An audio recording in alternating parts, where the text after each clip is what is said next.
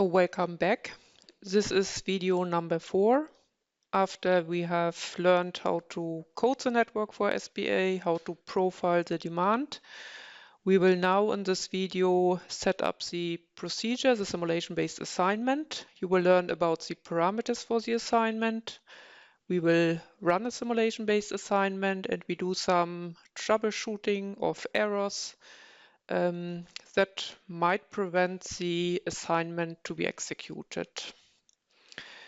So first I will reset the spatial selection and then I will open the procedure sequence.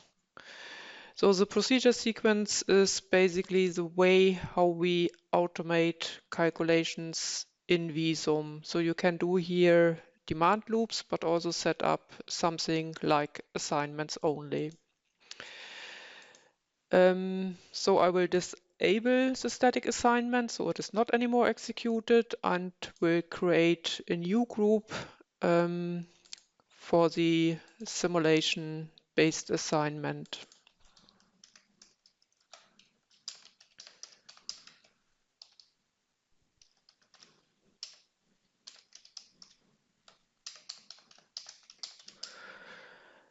And for the purpose of this example, we said that we will run SBA with the hybrid meso macro simulation.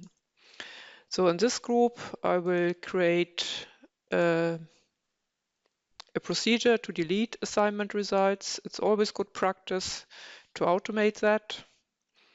And I will create a second procedure, a private transport assignment, in which I will choose first my demand segments that I will assign, that is car and truck. And then I will choose the type of assignment, and this is the simulation-based assignment. So for the simulation-based assignment, I need to set some parameters, so it will not run automatically. So you have here different tabs you need to go through. We will start with the first one. As you can see, there are some info buttons that might give you some explanation on the corresponding parameters. So what you can also do is press F1, and that will lead you to the Visum manual where exactly these parameters are explained. So let's start with the basis tab. In the simulation-based assignment, we have an option for a warm start. You can start SBA based on the static assignment results, but also, of course, on simulation-based assignment results. In some cases, that might be a dedicated use case to do that. But for now, for this example, we keep it simple and start the assignment from scratch. We have the termination conditions. There is, as you know from other assignments, the maximum number of iterations and the maximum gap. Here you need to know that you, in a dynamic assignment, you cannot reach gaps as in the magnitude as for static assignments. So here a gap value or default value of 0.01 is used. That is already quite tight. So the DTA guide from the US recommends 0.02.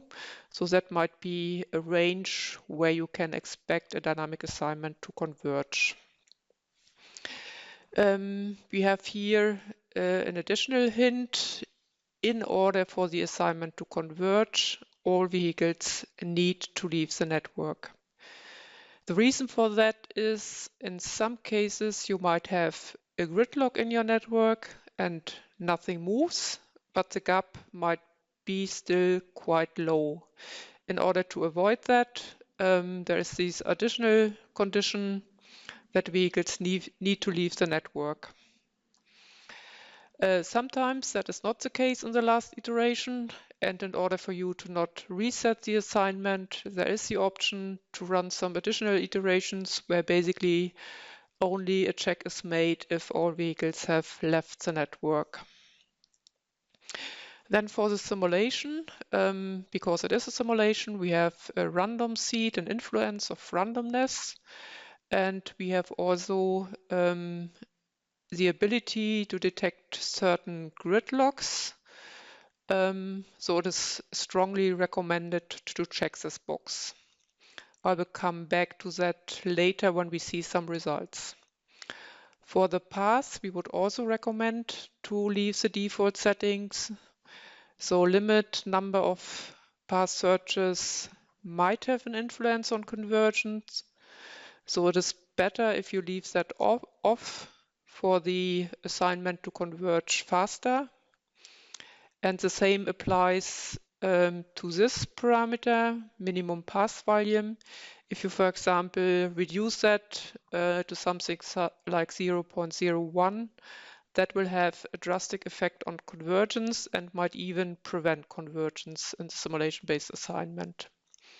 And then we have a parameter for aggregating travel times from the simulation. Also here, we would recommend to use a value that at least excludes the influence of cycle times. So the assignment time period, here you need to enter some values. Here we define the assignment period, which we run from 7 to 9.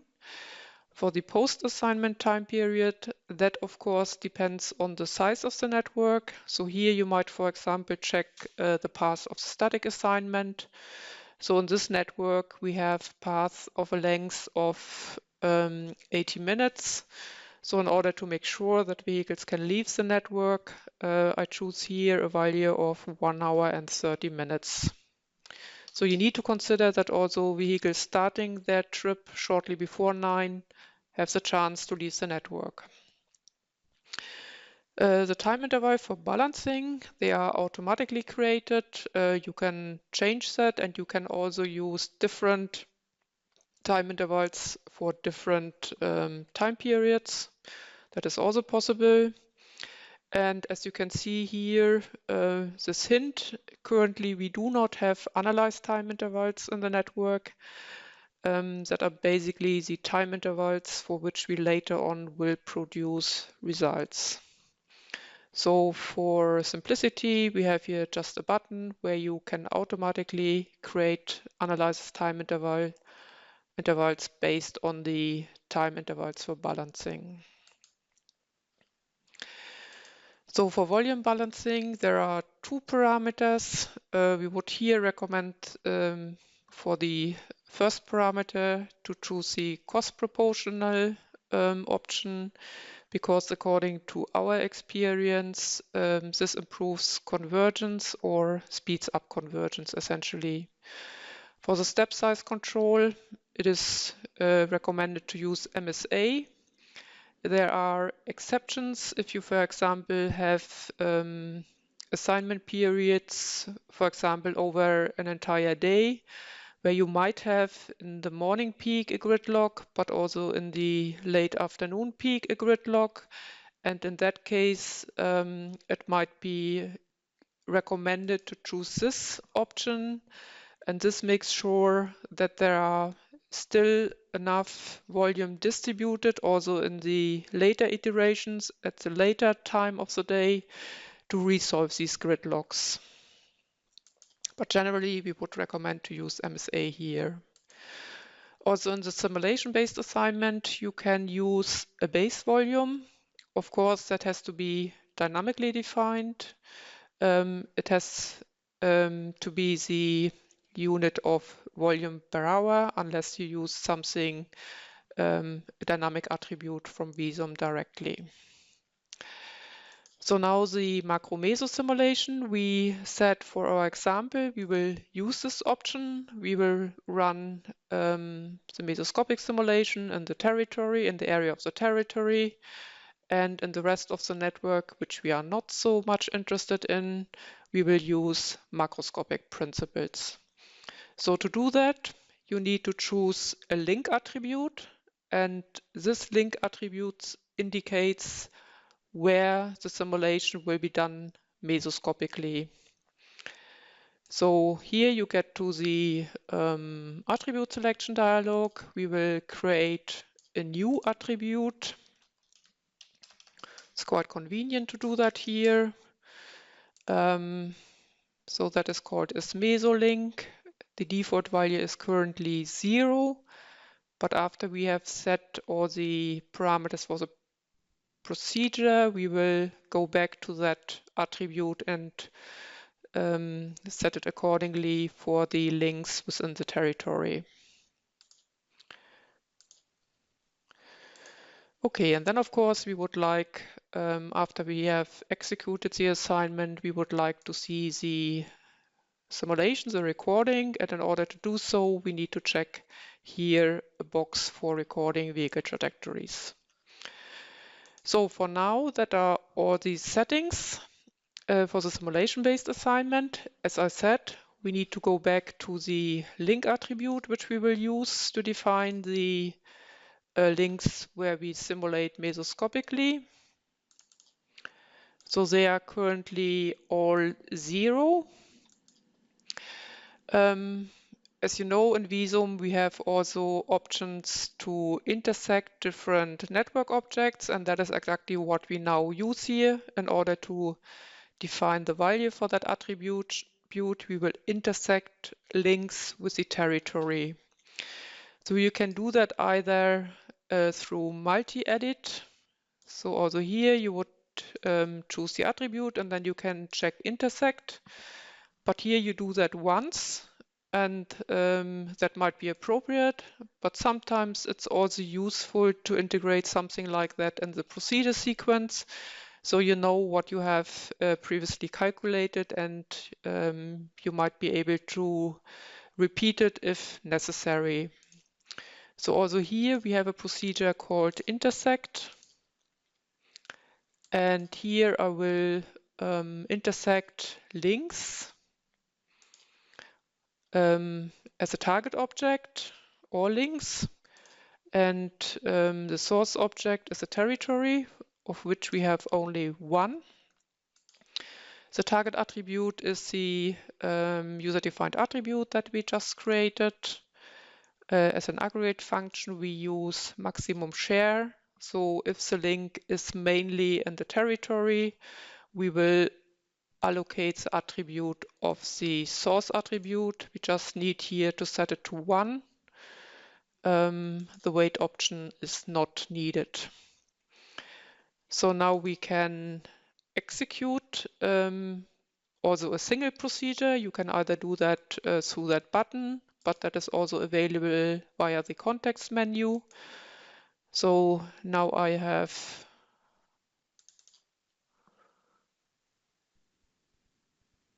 run that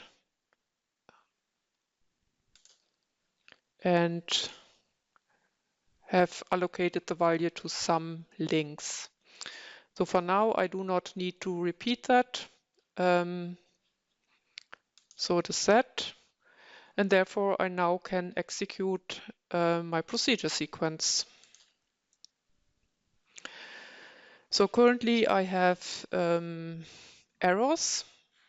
You can press the show button in order to get to the message window. There are 2 errors that are related to turn types. So that might have been one thing we already covered, but maybe we check by synchronizing the link in the network editor.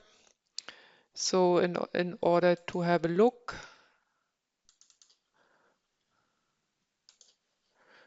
we change to the turn type button, and here we see that this link here has 2 outbound turns which are both of type 2. So you can either fix that here directly, but also useful are network checks. So for that option, we have a network check that checks for multiple straight turns and main turns. So that might be also useful to execute once you have finished coding your network. So you can run that. Again, you get a message, apparently for the same link. And in the message window, you have also the option to fix that. So you click here, Fix Group. And as you can see here, one of the turns is now a right turn. So here we have now fixed the first error. We can rerun that. Do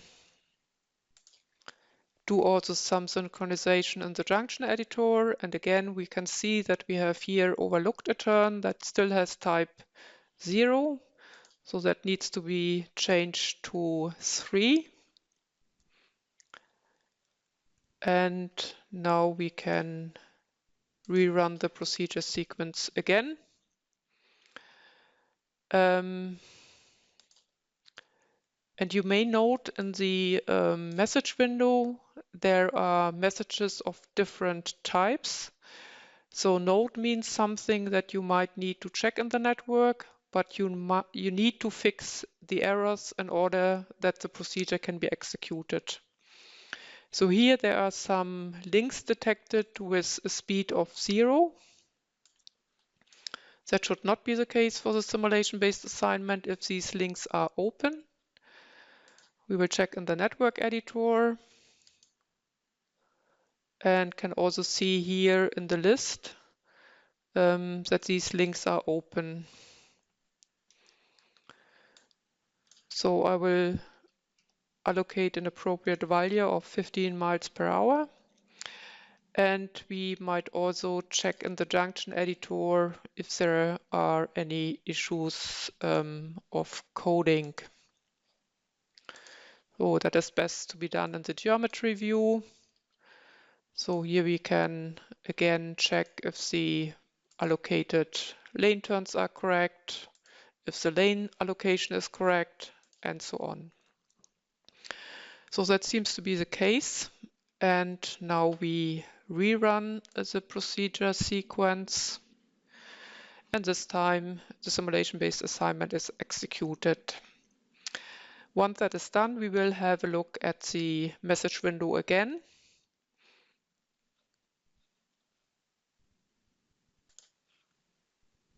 So the assignment runs for a couple of minutes, and now we jump right to the end.